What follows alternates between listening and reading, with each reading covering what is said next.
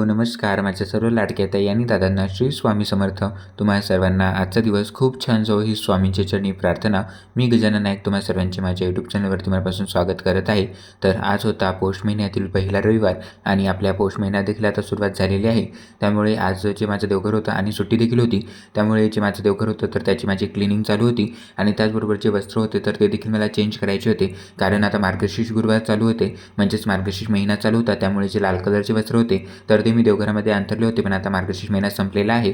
त्यामुळे जे माझ्याकडे आता हे जांभळ्या कलरचे वस्त्र आहे, म्हणजेच तुम्हाला रंग दिसत असेल तर हा जांभळा रंग होता. तर या रंगाचे वस्त्र म्हणजेच बऱ्याचशा कलरमध्ये वस्त्र मी देवघरासाठी आणून ठेवलेले आहेत. म्हणजेच जसा मला ते चेंज करायला मिळतात वेळ, तर तसे मी ते चेंज करत असतो. त्यामुळे आज सुट्टी देखील होती आणि रविवार होता. त्याचबरोबर पौष महिन्यातील आता पहिला रविवार आणि आपल्याला सूर्यदेवाची पूजा देखील या दिवशी करायची असते. तर तिची देखील आता माझी म्हणजे सुरुवात चालू होती. एकीकडे जी स्वामी सेवा आहे तर ती आता माझी कंप्लीट करणं चालू होती. कारण जे काही देवांचे फोटो असतात किंवा त्या देवांच्या मूर्त्या असतात तर त्या रविवारी सर्व मी क्लीन करून घेतो.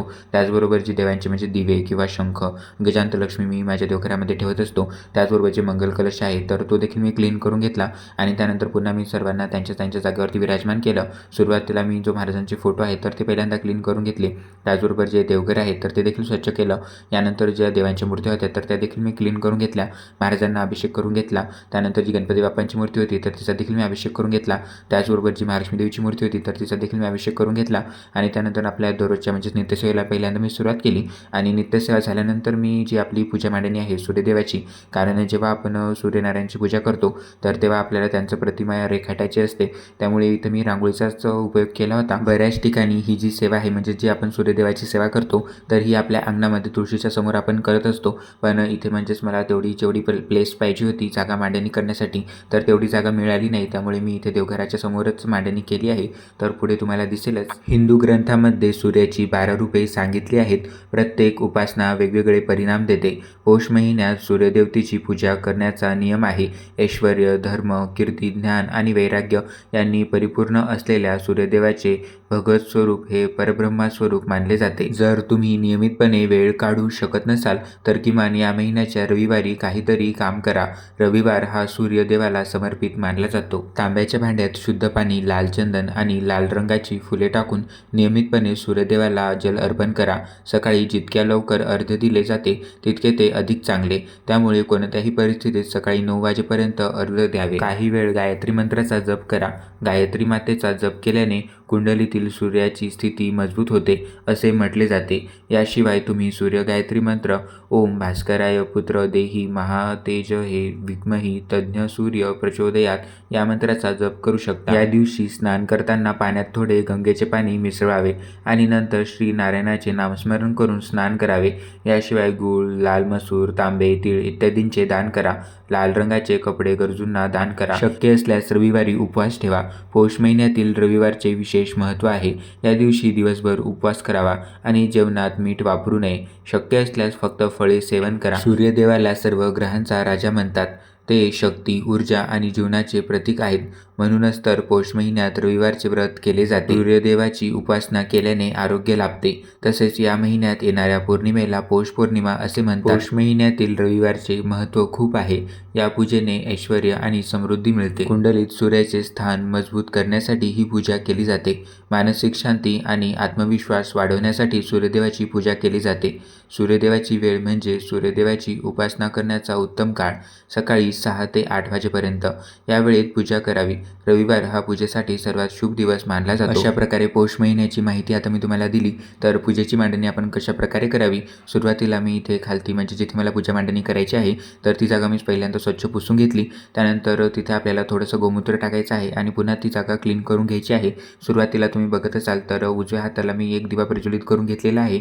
जर तुम्ही पूजेची मांडणी म्हणजे दुसरीकडे करणार असाल, म्हणजेच कोणी अंगणात देखील करतं, म्हणजे जिथे आपली वृंदावन आहे तर त्याच्यासमोर देखील सूर्यदेवाची प्रतिमा कोणी आकारतं. त्यामुळे तुम्ही तिथे देखील पूजा करू शकता. जेव्हाही तुम्ही पूजा करता तर तेव्हा पहिल्यांदा तुम्ही दिवा प्रज्वलित करून घ्या आणि त्यानंतर तुम्ही तुमच्या पूजेला सुरुवात करू शकता. या पूजेसाठी म्हणजे जर तुम्हाला ताम्हणामध्ये सूर्यदेव काढायचे असतील तर तुम्ही रांगोळीचे देखील काढू शकता किंवा आपण कुंकवाचे देखील सूर्यदेव काढू शकतो. म्हणजेच माझ्या गावाकडे आमच्या घरी देखील कुंकवाचे सूर्यदेव ताम्हणामध्ये काढतात. पण आता वेळेवर म्हणजेच मला कुंकू भिजवणं झालं नाही, त्यामुळे मी इथे रांगोळीनेच सूर्यदेव जे आहेत तर ते काढून घेतलेले आहेत. आणि एकदम साधी आणि सोपी पद्धत आहे सूर्यदेव काढण्याची. जास्त वेळ देखील लागत नाही. सुरुवातीला मी इथे पहिल्यांदा खाली चौरंग ठेवून घेतला, म्हणजेच खालती स्वास्तिक काढून घेतलं, त्याची देखील मी पूजा करून घेतली। त्यावरती मी चौरंग ठेवला आहे आणि चौरंगावरती मी लाल कलरचे वस्त्र अंथरले आहे, त्यावरती मी तांबण ठेवलं आहे आणि त्या तांबणामध्ये मी सूर्यदेवाची जी प्रतिमा आहे तर ती रेखाटली आहे। जे तांबण मी खाली घेतलेलं आहे तर त्यावरती मी लाल कलरने सूर्यदेवाची जी आकृती आहे तर ती काढून घेतली। त्याचबरोबर सूर्यदेव आणि रानूबाई तर यांची देखील मी प्रतिमा साईडला काढून घेतलेली आहे। चंद्र, त्याचबरोबर जी आपली गोपद्म आहेत तर ती देखील मी इथे पूजेमध्ये काढून घेतली आणि सर्वात पहिल्यांदा म्हणजेच जे आपले गणपती बाप्पा आहेत तर त्यांच्या सेवेने मी सुरुवात केली आहे पूजेला। सुरुवातीला जे 2 आंब्याची पानं होती तर ती मी एका साईडला ठेवलेली आहेत, तिथे मी गणपती बाप्पांना विराजमान केलं आहे, म्हणजेच खालती थोड्याशा अक्षता ठेवल्या, त्यावरती मी हळदी कुंकू वाहून घेतलं। त्यानंतर जी गणपती बाप्पांची मूर्ती आहे तर ती मी तिथे विराजमान केली। त्यानंतर गणपती बाप्पांना मी हळदी कुंकू अष्टगंध वाहून घेतलं। त्याचबरोबर तुम्ही गणपती बाप्पांना लाल फूल वाहा, तर मी गणपती बाप्पांना वस्त्र अर्पण करून घेतले, त्याचबरोबर फूल वाहून घेतली। त्याचबरोबर तुम्ही दुर्वा देखील वाहू शकता। त्यानंतर तुम्ही साईडला बघत असाल तर इथे मी माझ्या पानाचा विडा देखील ठेवून घेतलेला आहे। त्यानंतर सूर्यदेवाची मी पूजा करून घेतली। पहिल्यांदा सूर्यदेवाला देखील मी वस्त्र अर्पण करून घेतली। त्यानंतर जी रानूबाई आहेत त्याचबरोबर सूर्यदेव आहेत तर त्यांना देखील मी हळदी कुंकू वाहून घेतलं, त्यांना देखील मी वस्त्र अर्पण केलेली आहेत। तर आपण यांना म्हणजे सूर्यदेवांना बोरं, त्याचबरोबर ऊस, त्याचबरोबर जे शेंगा असतात तर त्या देखील आपण अर्पण करू शकतो, पण मला काही इथे मार्केटमध्ये त्या अवेलेबल झाल्या नाही, त्यामुळे मला जसे शक्य होईल तर तशी मी सेवा करण्याचा प्रयत्न केला आहे। त्याचबरोबर जी फुलं होती तर ती मी सर्व देवांना वाहून घेतली, त्याचबरोबर सूर्यदेवाला देखील मी वाहून घेतली।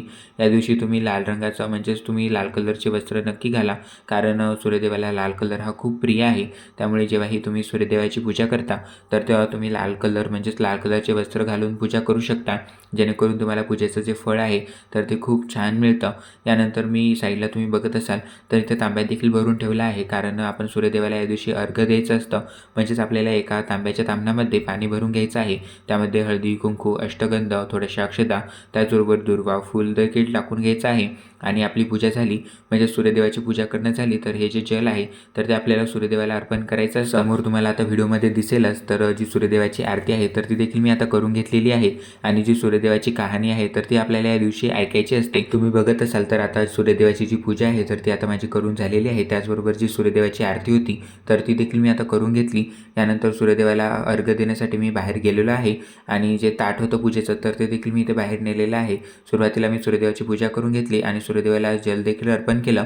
तर तुम्हाला माझा आजचा व्हिडिओ कसा वाटला कमेंटमध्ये नक्की सांगा। व्हिडिओ आवडला असेल तर लाईक, शेअर आणि सबस्क्राईब करायला विसरू नका। भेटूया अशाच नवनवीन माहितीपूर्ण व्हिडिओसोबत, तोपर्यंत सर्वांना पुन्हा एकदा श्री स्वामी समर्थ।